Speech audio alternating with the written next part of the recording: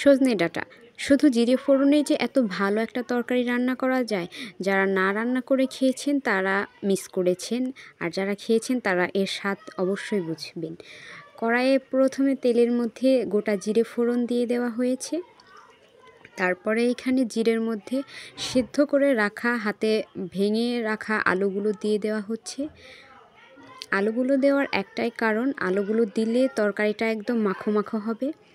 এবার আলুগুলো দেওয়ার পরে ভালো করে একটু নেড়েচেড়ে ভেজে নিতে হবে। সজনে ডাঁটা কিন্তু প্রায় সময় সবাই দেখা যায় যে সরিষা বাটা দিয়েই খায়, কিন্তু এইভাবে খেলে অনেক ভালো লাগে আর একদম কম মশলা। সরিষাটা দেখা যায় অনেকের মানে গ্যাস হয়ে যায়।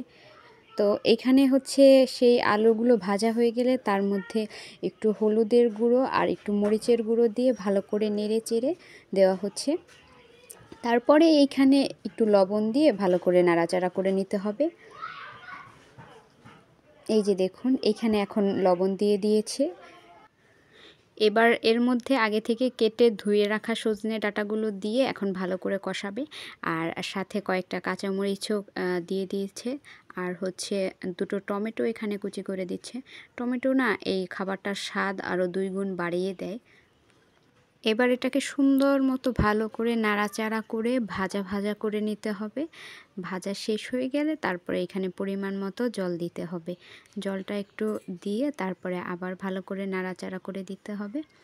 তারপরে একটু ঢেকে দিতে হবে। তারপরে ঢাকনা খুলে এখানে আবারও একটু ভালো করে নাড়াচাড়া করতে হবে। এই গরমে কিন্তু কম মশলাযুক্ত খাবার আমাদের স্বাস্থ্যের জন্য অনেক ভালো। আর এই সজনে ডাঁটাটাও আমাদের স্বাস্থ্যের জন্য অনেক উপকারী একটা সবজি বলা যায়।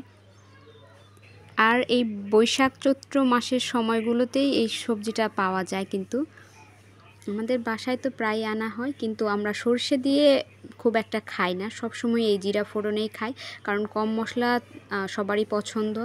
আর হচ্ছে সরিষা বাটা দিয়ে করলে আমার বাবার একটু গ্যাসের প্রবলেম হয়ে যায়, এর জন্য আর কি আমাদের এভাবে রান্না করা হয়। দেখুন জলটা যখন প্রায় শুকিয়ে এসেছে তখন কিন্তু একটু জিরের গুঁড়ো দিয়ে দেওয়া হয়েছে। এটা একটু ভালো করে নাড়াচাড়া করে একটু জলটা শুকিয়ে গেলেই কিন্তু ব্যাস হয়ে যাবে। এটা এখন একটু ভালো করে নাড়াচাড়া করছে। টমেটোটাও একটু গলে গলে গেছে, এটা একটু টক টক ফ্লেভার আসে, খেতে ভালো লাগে মুখের মধ্যে পড়লে। দেখুন সুন্দর একটা কালার আসছে না? আমাদের তো অনেক পছন্দ। তো ভিডিওটি আপনাদের কেমন লাগলো জানাবেন। আজকের মতো এই পর্যন্ত, দেখা হবে অন্য কোনো ভিডিওতে। সে পর্যন্ত সবাই ভালো থাকবেন, সুস্থ থাকবেন। টাটা।